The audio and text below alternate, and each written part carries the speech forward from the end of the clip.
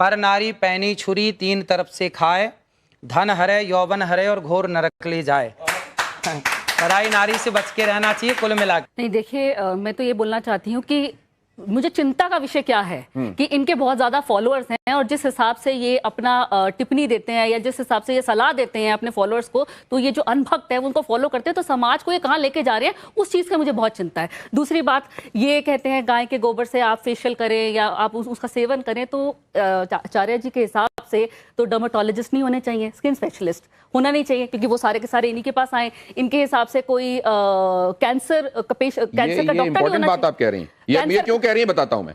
क्योंकि आपने सिर्फ ये नहीं कहा कि गाय के गोबर का इस्तेमाल करोगे, तो आपने ये कहा कि मैं गारंटी देता हूं, मैं गारंटी देता हूं कि त्वचा के समस्त रोग नष्ट हो जाएंगे। और उनका कोई प्रूफ नहीं है, तो इसका मतलब सारे डॉक्टर्स को छोड़ के सारी की सारी महिलाओं को आपके पास आना चाहिए। कहीं ना कहीं आपकी बात में सच्चाई नहीं है, इसीलिए कोई महिला आपके पास नहीं आई है। और जवाब लीजिए ना, जवाब लीजिए।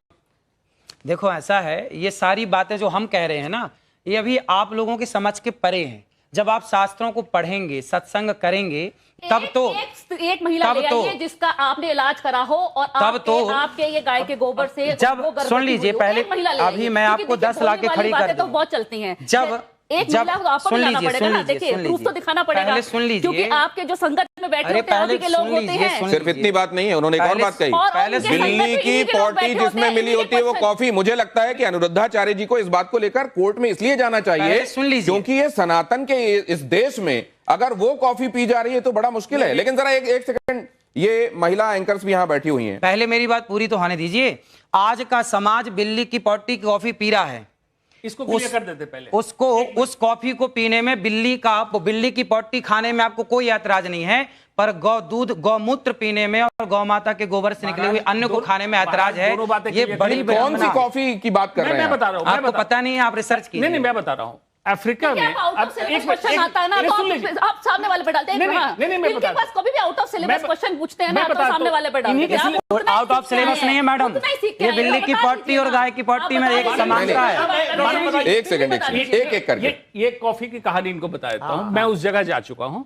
एक स्पेसीज है बिल्ली की जो जंगल में जाती है और कॉफी बीन्स जो बेस्ट क्वालिटी है वो खाती है। वो पल्प खा लेती है, बीज एज इट इज निकलता है। उस कॉफी बीन्स की क्वालिटी बेस्ट होती है, ना कि पॉटी में मिलने का। पॉटी नहीं को खाता है, फिर उससे बीन्स को निकाल लिया जाता है और उस बीन्स को क्रश किया जाता है, वो बेस्ट क्वालिटी बीन्स। वही तो हम कह रहे हैं, गोबर से गेहूं निकाल के रोटी बना, हम भी तो वही कह रहे हैं। सुन तो लीजिए, और ये भी वही कहने लग गए, देख लो। सुन तो लीजिए, बचे हुए बीज, क्योंकि बिल्ली को उस टेस्ट का पता है, इंसान उसको सेंस नहीं कर पाता है, इसीलिए coffee tester, T tester, wine taster, certain quality के लोगों को रखा गया। एक बात।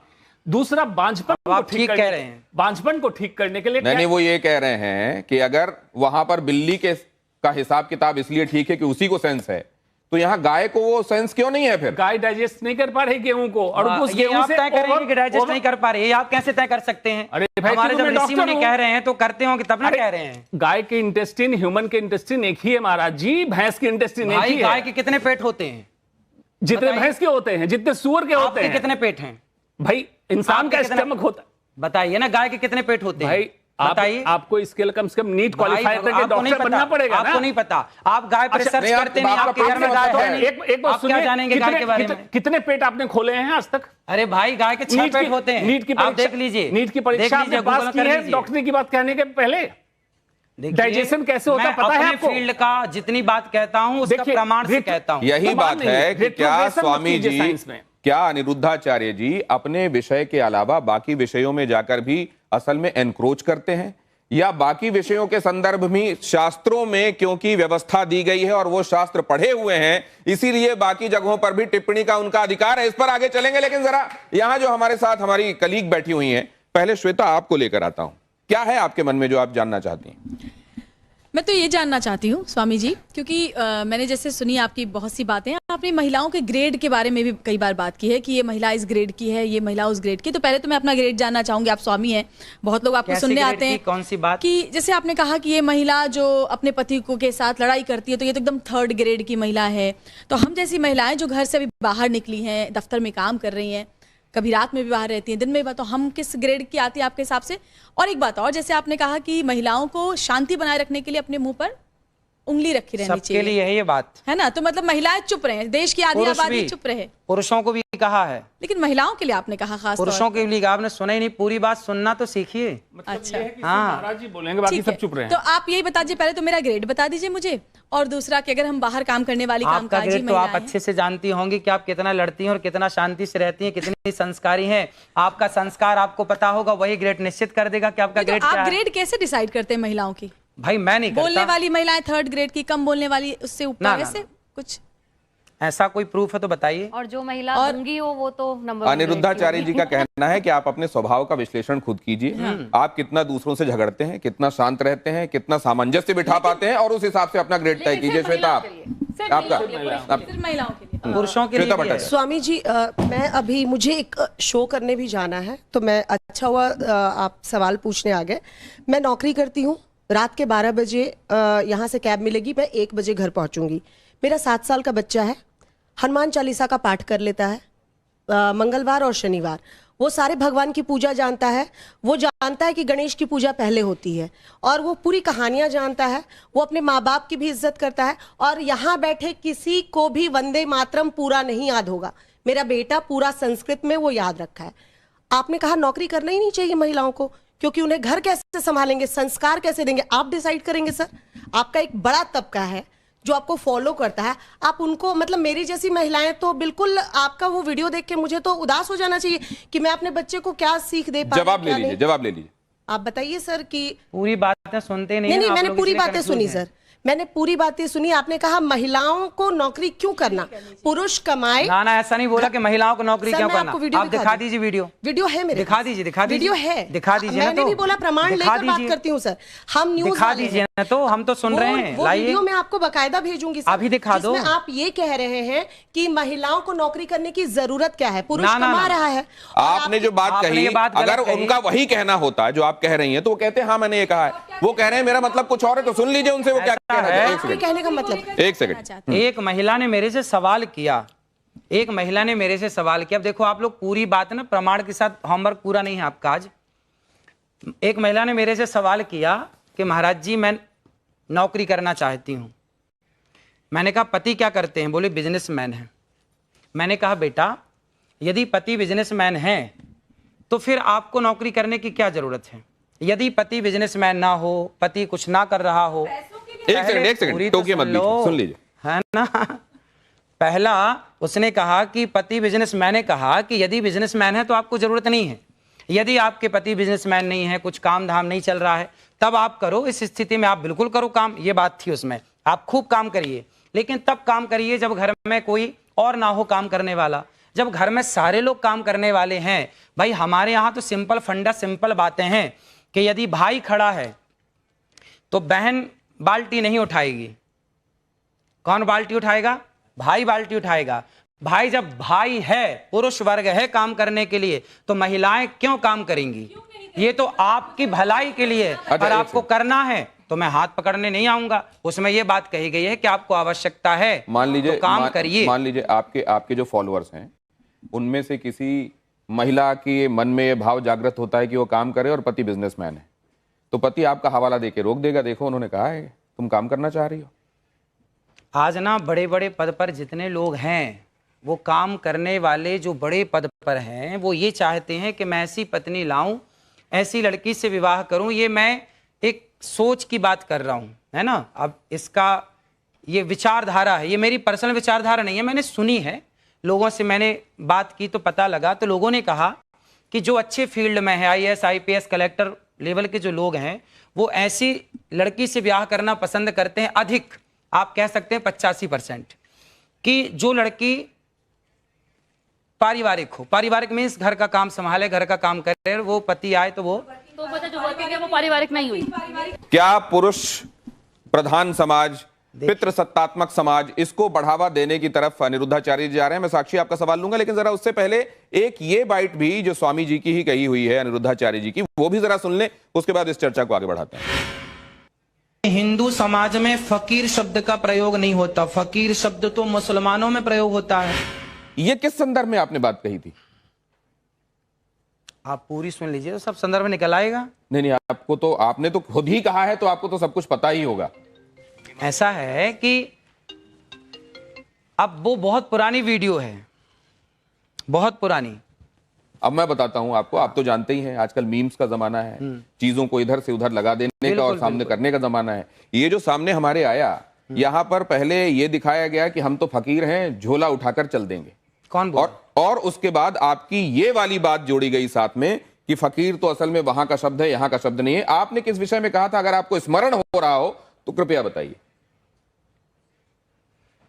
देखो, हमारे यहाँ नहीं है, इस फकीर शब्द का प्रयोग नहीं होता, इसलिए मैंने बोला। किसी ने पूछा होगा कि फकीर कहाँ का है, तो मैंने बोला होगा भाई फकीर शब्द का प्रयोग हमारे यहाँ नहीं होता। अच्छा, सोनाक्षी, मैं आपसे ये पूछना चाहती हूँ, आजकल ज़्यादातर जैसे हम समाज में देख रहे हैं, शादीशुदा लोग एक ही छत के नीचे रहते हैं पर उनकी आपस में बनती नहीं है। ऐसे मेरे बहुत लोग जानने वाले हैं, तो उनके लिए आप क्या सुझाव देंगे? सत्संग करें, सत्संग, भक्ति, स्वतंत्र, दोनों लोग सकल करें सत्संग। सत्संग करेंगे तो अपने आप उनकी बात ठीक होगी। सत्संग बहुत जरूरी। आज डिप्रेशन क्यों है समाज में? भारत में तो डिप्रेशन कम है। आप चले जाइए भारत के बाहर, लंदन चले जाइए, आप अन्य कंट्री चले जाइए, वहां डिप्रेशन की इतनी ज्यादा मात्रा है, डिप्रेशन इतना ज्यादा है, पूछिए मत। क्यों? क्योंकि आज का समाज सत्संग नहीं कर रहा है। हमारे ऋषि मुनि क्या कहते? तुलसीदास जी कहते, एक घड़ी आधे की पुनियाद, तुलसी चर्चा राम की हरहि कोटि अपराध। थोड़ा ही सही सत्संग जरूर करिए, अपनी माँ के साथ बैठ के करिए, भगवत चर्चा करिए, अच्छी बातें करिए, अपने पिता के साथ बैठ के करिए, पति के साथ करिए, बेटे के साथ करिए, लेकिन सत्संग जरूर करिए। मैं बड़ी देर से आपकी बातें सुन रही हूँ, आपकी सारी बातें मैंने सुनी, लेकिन इस बीच में सवाल मेरे कई सारे हैं। लेकिन पहला सवाल तो मेरा ये होगा, आपने एक बयान में कहा कि मर्यादित कपड़े पहनने हैं, तो ये मर्यादित कपड़े क्या होते हैं, पहले तो आप ये बता दीजिए। दूसरी चीज, आपने शुरुआत करी हमने गोबर के साथ में कि उससे सुंदर होते हैं, तो क्या आप शैम्पू और साबुन का उपयोग नहीं करते हैं? और क्या आप गोबर का उपयोग करते हैं? और अगर गोबर का उपयोग करते हैं तो आखिरी बार आपने कब गोबर का उपयोग किया था? और आप तो अमूमन ट्रैवल करते रहते हैं, कथाएं अलग अलग जगह पे होती हैं, ऐसे में क्या आप शुद्ध गाय का गोबर अपने साथ में कैरी करते हैं क्योंकि वो आपको शुद्ध रखता है? मैं अधिकाधिक वृंदावन ही रहता हूँ, मैं बाहर बहुत कम जाता हूँ, 4 महीने 6 महीने में एक बार बाहर जाता हूँ। अधिकाधिक वृंदावन में, और वृंदावन में शुद्ध देसी गाय है 400, अपनी गौशाला है गौरी गोपाल गौशाला। मैं उसी गौशाला में जाकर के गाय के गोबर से स्नान कर लेता हूँ, मुझे कोई ऐतराज नहीं है। खूब मलमल के नहाता हूँ गाय के गोबर से, बहुत अच्छा लगता है। तो अगर इतना ही गाय का गोबर अच्छा होता है तो आप वो मार्क सर्टिफिकेट्स ले लीजिए और उसका प्रोडक्शन शुरू कर दीजिए। कई सारे ऐसे सर्टिफिकेशन मिलते हैं। पेटेंट लाइसेंस हम अपना करें, हम आपको बताएं, हम आपको समझाएं, हम आपको रास्ता दिखा सकते हैं, है ना? हम आपके पीछे उनका इसका व्यवसाय करने का मकसद नहीं है। वो चाहते हैं कि सिर्फ आपको बता दें। लेकिन दूसरी बात जो इन्होंने पूछी, ये साक्षी ने मर्यादित कपड़े पहने कि नहीं पहने? किसके कपड़े मर्यादित है? आप पहले बताइए, ये मर्यादित है कि मैं मर्यादित? ये मर्यादित है।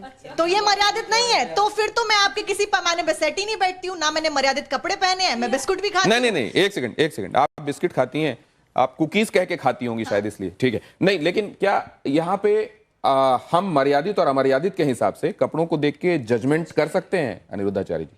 देखो, आप सब खूब भीतर से बात समझ रहे हैं, अब बाहर से ना बोले बोला विषय है। आप इस बात से सहमत हैं या नहीं कि हम जो देखते हैं, छोटा बच्चा आपको आरती करते देखेगा ना, वो भी आरती करेगा, बच्चा घंटी हिलाते देखेगा, वो भी घंटी हिलाएगा। बच्चा जो करते देखेगा तो बच्चा, वो जब आप पहले आप पूरी महिलाओं बात की सुन इज्जत नहीं लीजिए। करोगे तो बच्चा उसी चीज को उनकी फॉलो बात करेगा। सुन लीजिए बस, फिर उसके बाद अपनी ना बात। ऐसा है कि बच्चा जो देखता है वो करने का प्रयास करता है, समाज जो देखती है वो असर उसके भीतर होता है। आप माने या बिल्कुल मत माने मेरी बात को, लेकिन आपने अश्लीलता देखी है सामने तो आपके दिमाग में वो अश्लीलता भरी होगी। लेकिन जब ये कहा जाता है कि आप कपड़ों के विषय में बात मत कीजिए, आप अपनी सोच बदलिए। क्योंकि कपड़ों के संदर्भ में अगर आप बात करते रहेंगे तो असल में आप एक तरीके से उन लोगों को बढ़ावा दे रहे हैं जो अपराध करते हैं। एक सेकंड, तो इसको आप कैसे मानते हैं? भाई, कपड़े मर्यादित ही होने चाहिए। हमारे बाप दादों ने तो यही सिखाया, जो मैंने सीखा है वो मैंने बताया कि कपड़े मर्यादित होने चाहिए। पर लोगों को सूट सलवार और साड़ी मर्यादित कपड़े होते नहीं, हैं। वो जिसमें ढका हो। अनिरुद्धाचार्य जी सीरियल का हवाला दे रहे हैं। उन्होंने बबीता भाभी के बारे में भी बोला कि जेठालाल बबीता भाभी की तरफ आकर्षित क्यों होता है, ये भी आपने बताया था एक जगह। अगर आप कह रहे हैं ना कपड़े ढके हो तो मेरे को तो हिजाब पहन लेना चाहिए, उस हिसाब हिजाब से पहनने की जरूरत नहीं है। वो तो सबसे ढका हुआ होता है। आपने अच्छे कपड़े पहने। नहीं, महत्वपूर्ण सवाल है। कोई औरत मैंने अगर साड़ी चली पहनी जाए, है मैं मर्यादित हूँ, लेकिन आपको मेरा बैकग्राउंड नहीं पता। क्या पता मैं रात को पार्टी करती हूँ, क्या पता मैं शराब पीती हूँ, क्या पता मैं घूमती हूँ, घर ले जाती हूँ। हाँ, मैं पीती हूँ। बहुत अच्छा। तो मेरे कपड़ों से आप मेरे कैरेक्टर को जज नहीं कर सकते। तो आपने शराबियों से बात करने बिठा दिया मेरे को आज। नहीं, बात असल में ये तो है। शराब, एक मिनट, आप अपनी भाषा का मर्यादा रखें, आप अपनी भाषा का मर्यादा रखें। शराब पीने वाला शराबी नहीं होता। पहले आपको एक बात ये भी मैं मानवी जी बताता हूँ क्या करते थे शिव जी, क्या करते एक बात मैं आपको बताता हूँ। नहीं, एक सेकंड। बहुत सारे लोग जो एडिक्ट थे, मानवी जी आप इसकी तारीफ करेंगी शायद, इनको ये नहीं आप पता। इस बात की शायद प्रशंसा करेंगी कि अनिरुद्धाचार्य जी के आह्वान पर बहुत सारे लोग जो एडिक्ट थे, शराब के चक्कर में उन्होंने घर बार बेच दिया था, बच्चे उनके सड़कों पर आ गए थे, उनके आह्वान पर उन लोगों ने शराब छोड़कर, नशा छोड़कर, तंबाकू छोड़कर और अब अध्यात्म की राह पकड़ी है। क्या ये बात स्वागत योग्य है मानवी जी? कहीं ना क्या ये बात स्वागत योग्य है? आप लोग क्या कहते हैं? अच्छा। अगर स्वागत योग्य है तो इस पर ताली बजनी चाहिए।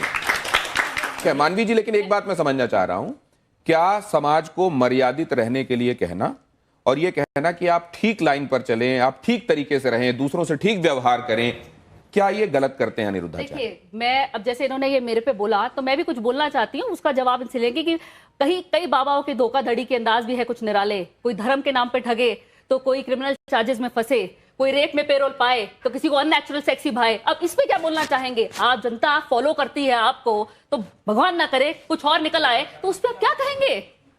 जवाब लेते हैं। क्या आडंबर करने वाले लोग भी हैं साधु के वेश में, उनसे सावधान रहना चाहिए? इसलिए कहते हैं पानी पियो छान के और गुरु बनाओ जान के। नहीं, वो तो बाद में आप एक सेकंड, ये जो ऑडियंस यहाँ बैठी हुई वो भी कुछ कहना चाह रही है। हाँ, जल्दी से बात कहिए, जल्दी से। गुरुजी राधे राधे। मैं 2016 में, मेरा परिवार, मेरी एक बेटी है, एक लड़का है, तो पूरा परिवार बीमार रहता था। डॉक्टर को इतना पैसा दे दिया, इतना दे दिया, तो मेरा अच्छा मकान है, सब कुछ है।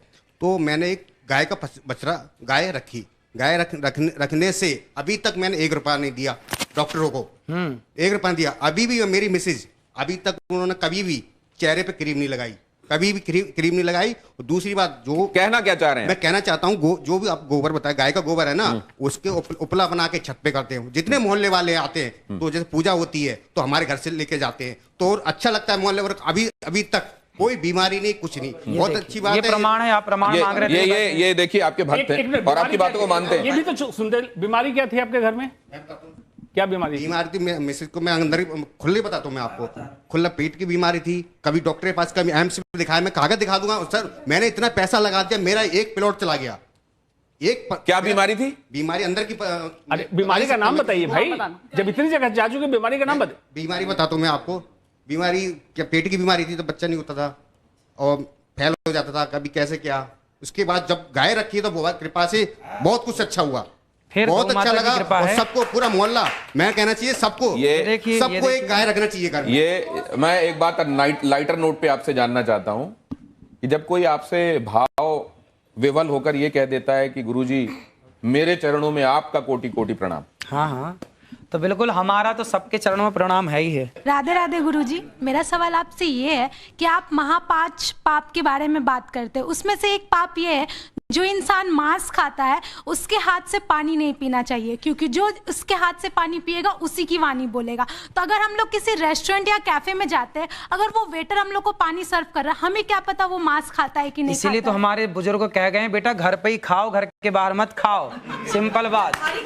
अच्छा, एक नहीं तो ये जो बातें हैं वो शास्त्र सम्मत हैं, इसलिए मानना चाहिए, या व्यावहारिक भी हैं इसलिए हम उनको लागू कर सकते हैं? आहार शुद्धौ सत्य शुद्धौ लिखा है। तो खेती भी घर पे कर लेनी चाहिए, क्योंकि सब्जी घर पे ही तो होती है खेती बेटा। संभव नहीं आज के परिवेश बेटा घर पे तो होती है ना खेती। देखो लाखों लोगों की शराब छूट गई मेरे कहने से। बहुत अच्छी बात। लाखों लोगों के घर बस गए। कितने पति पत्नियों के झगड़े होते थे, कथा सुनने के बाद वो पति पत्नी बिल्कुल प्यार से रहने लग गए। सास बहू के झगड़े होते थे, कितना डिप्रेशन था, सारा डिप्रेशन खत्म हो गया। और आज आपको बताऊं कि गौरी गोपाल गुरुकुल में 150 बच्चे पढ़ते हैं। जो बच्चे असमर्थ हैं, माँ बाप जिनको पढ़ा नहीं सकते, किसी की माँ नहीं है, किसी का पिता नहीं है, ऐसे 150 बच्चे वहाँ रहना, खाना, पढ़ना, लिखना सब फ्री है। बच्चियां भी हैं। एक बात, 150 बच्चे पढ़ते हैं। आपको देखता हूँ कि आप गायों के पैर दबा रहे हैं और वो बड़े स्नेह से आपको चाट रही होती हैं, वो भी दुलार रही होती हैं आप। मैंने देखा वृद्धाओं को माता है, 285 वृद्ध माएं हैं जिनके बच्चों ये वृद्ध माएं, इनके बारे में बताएंगे किस किस सोशियो इकोनॉमिक कैटेगरी से आती हैं? आपने एक बात कही थी, गौरी गोपाल गुरु आश्रम में एक वृद्ध माँ है जिनका बेटा अमेरिका में आंखों का बहुत बड़ा डॉक्टर है और वहां उसका हॉस्पिटल है। रहने वाला भारत का है पर अमेरिका शिफ्ट हो गया, उसने एक हॉस्पिटल बनाया आंखों का। और विडंबना देखिए कि उसकी माँ गौरी गोपाल में रहती है और उस माँ को भी संयोग से आंखों की दिक्कत है। तो अभी मैंने उन माँ का इलाज कराया और अभी उन माँ की आंखें अब ठीक है, थोड़ा मोतियाबिंद हुआ था, कुछ दिक्कत हुई थी, अब ठीक है। आप कई बातों को गानों के माध्यम से लोगों तक पहुंचा देते हैं और कई बार ऐसे गाने जो लोगों के बीच में बड़े प्रचलित और पॉपुलर रहे हैं, वो फिल्मी भी रहे हैं, आप गुनगुना देते हैं। कुछ ऐसा इनके लिए जरा आप कर देंगे? बड़ी देर से आपकी राह सब देख रहे थे, आपको आने में थोड़ा सा टाइम भी लगा। कौन सा गाना सुना दें आप जो सुनाते हो और जिसमें कोई मैसेज हो? इतनी कृपा सांवरे बनाए रखना, इतनी कृपा सांवरे बनाए रखना, मरते दम तक सेवा में लगाए रखना, इतनी कृपा सांवरे बनाए रखना, मरते दम तक सेवा में लगाए रखना, इतनी कृपा। ये तो आपने सांवरे के लिए लिखा हुआ भजन, वो जो देशज में लिखा हुआ है वो सुनाया। कोई फिल्मी सुना दीजिए, आप फिल्मी भी सुनाते हैं बहुत। कसमें वादे प्यार वफा सब बातें हैं बातों का क्या, कसमें वादे प्यार वफा सब बातें हैं बातों का क्या। कोई किसी का नहीं है झूठे नाते हैं, वहां नहीं गए आप? कोई किसी का नहीं ये झूठे नाते हैं नातों का क्या, कसमें वादे प्यार वफा सब बातें हैं बातों का क्या। नहीं, लेकिन आपकी कस्में लोगों की सेवा के लिए, आपके वादे लोगों के लिए, आप आगे भी सेवा करते रहेंगे, वफा उनसे, ये तो सब सच है, हम देख रहे हैं। जरा ये आप तख्ती दीजिए मुझे, यस और नो वाली। जिसकी लाठी उसकी भैंस। ये है, देखिए इसमें क्विक क्वेश्चंस में आपके पास दो ऑप्शंस होंगे, एक तो ये हाँ का ऑप्शन है और दूसरा नहीं का। आपको जो सही लगे वो उठा दीजिएगा। ये इसी में दोनों हैं। आप हिंदी वाला चाहे हिंदी वाला, अंग्रेजी वाला चाहे अंग्रेजी, आपको ये सुविधा है। अब पहला सवाल मैं आपसे कर रहा हूं, इसमें आपको जो सही लगे हाँ या ना वो उठा दीजिएगा। आप दोनों एक ही कर लें तो ज्यादा अच्छा रहेगा। ये जैसे आपका ये हाँ हो गया और इसको नहीं कर लीजिए। अब आपको जो उठाना है वो उठा दीजिएगा, ठीक है? ठीक। इससे आपको पता भी रहेगा कि ये कौन सा वाला है। अखिलेश यादव का कहना है कि मठाधीश और माफिया एक हैं। योगी आदित्यनाथ का कहना है कि बटेंगे तो कटेंगे। क्या ये सही है? बिल्कुल सही है। राहुल गांधी का कहना है कि भारत में कौशल की कमी नहीं है, बल्कि कौशल रखने वालों का यहां सम्मान नहीं होता।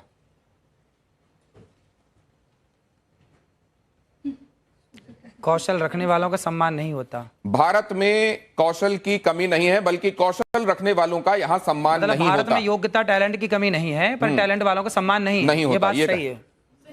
क्या देश में जाति आधारित आरक्षण, क्या देश में जाति आधारित आरक्षण खत्म होना चाहिए या नहीं होना चाहिए? जातिगत आरक्षण, भाई ऐसा है कि जो गरीब हैं, जो वास्तविक में गरीब है, चाहे कोई भी हो, सबको आप हाँ या ना में जवाब दे सकते हैं। इसमें जातिगत आरक्षण खत्म होना चाहिए या नहीं होना चाहिए? अनिरुद्धाचार्य जी कह रहे हैं जातिगत आरक्षण खत्म होना चाहिए। वक्फ बोर्ड की मनमानी पर सरकारी लगाम जरूरी है या नहीं है? वक्फ बोर्ड की मनमानी पर सरकारी लगाम जरूरी है या नहीं है? हाँ है। क्या मुस्लिम सोची समझी रणनीति के तहत अपनी आबादी बढ़ा रहे हैं? हाँ, ऐसा हो रहा है। नरेंद्र मोदी के खिलाफ लगातार बयानबाजी होती है। क्या ये ट्रेंड खतरनाक है और जानबूझकर चलाया जा रहा है? देखो, राजनीति के ज्यादा सवाल मेरे से मत पूछो, क्योंकि राजनीति मेरे को आती ही नहीं है। राजनीति नहीं आती। ये राजनीति भी शास्त्र इसके संदर्भ में भी बताते हैं। वो जब मैं चाणक्य ने बोला, चाणक्य तो पूरा इसी पे बोल गए। आपके हिसाब से है, यदि मैं राजनीति पे बोलने लग जाऊं, राजनीति करने लग जाऊं ना, तो फिर राजनेता परेशान हो जाएंगे। तो आप इस बारे में क्या कहते हैं? क्या नरेंद्र मोदी के खिलाफ टिप्पणियां जानबूझकर होती हैं? अभी मैं कथा करूं। अच्छा, ठीक और है। आपके प्रश्न का क्या आप क्या आप वायरल होने के लिए विवादित बयान देते हैं, यस या नो? ना भैया ना। आपने हाँ उठा दिया था धोखे से। क्या स्त्रियों की मानहानि साक्षात लक्ष्मी और सरस्वती की मानहानि है? हाँ, स्त्रियों की मानहानि नहीं होनी चाहिए। मानहानि नहीं होनी चाहिए। आप आखिरी सवाल जरा मुझसे यह भी बता दीजिए कि कंट्रोवर्सी से अनचाहे भी आपको फायदा होता है फॉलोअर्स बढ़ाने में या नहीं होता है? हाँ या ना? देखो, हम लोग फॉलोवर्स बढ़ाने के पीछे नहीं भागते, हम अपना काम करते हैं। अब देखिए, गौरी गोपाल आश्रम में हमारे को काम है माओ के पांव दबाना। मैं माओ के पांव दबाता हूं। देखिए, गौरी गोपाल आश्रम में ना ब्राह्मण माता भी है, क्षत्रिय माँ भी है, वैश्य माँ भी है, शूद्र माँ भी। मैंने आज तक किसी माँ से कोई जात नहीं पूछी। जो जातवाद की दीवार है, उस दीवार को गिराने का जो मैंने प्रयास किया है वो समाज को मानना चाहिए। और सभी माओं के मैंने चरण दबाए हैं एक साथ, और सभी माएँ वहाँ सुखपूर्वक रहती हैं। तो मैं तो सेवक हूँ, मैं तो पाँव दबाना जानता हूँ माओं के, माओं का सम्मान करना जानता हूँ, नारी की इज्जत करना जानता हूँ। और नारी की इज्जत इसलिए करता हूँ क्योंकि नारी साक्षात लक्ष्मी है। अनिरुद्धाचार्य जी के फॉलोअर्स में महिलाओं की भी बड़ी तादाद है। अगर आप देखें, खासतौर से सोशल मीडिया फॉलोअर्स को अगर आप देखें तो महिलाएं बड़ी तादाद में उसमें हैं। तो एक निवेदन ये भी, महाराज आप वैसे शास्त्रों का अपने हिसाब से विश्लेषण करने के लिए आप उसके विशेषज्ञ हैं, लेकिन इस तरीके की बातें जो असल में शास्त्र कह रहे हैं लेकिन व्यवहार में उसका बहुत आप पर रिपरकशन होता है, हो सकता है, क्या आप आने वाले दिनों में उससे गुरेज करेंगे या आपका काम यथावत चलता रहेगा? देखिए, हम तो सीधी बात कहते हैं, अच्छी लगे तो अच्छी है, बुरी लगे तो बुरी है। क्या करें, सीधी बात कहने की आदत है। अब जो सीधी बात कहेंगे तो बुरा लगता है कुछ तो लोगों को। सीधी बात हम कहते रहेंगे, जिसको अच्छा लगता है। नो बकवास, ये तो आपने ऐड भी कर दिया असल में किसी का अनजाने। सीधी ये, लेकिन उन्होंने एक वादा किया आज कि आने वाले दिनों में विषय विशेषज्ञों को, जो सब्जेक्ट के एक्सपर्ट होंगे, उनको जरूर अपने साथ बिठाएंगे और उनकी टिप्पणियां भी लिया करेंगे। मुझको लगता है इसी से बहुत सारा समाधान हो जाने वाला है। बहुत धन्यवाद।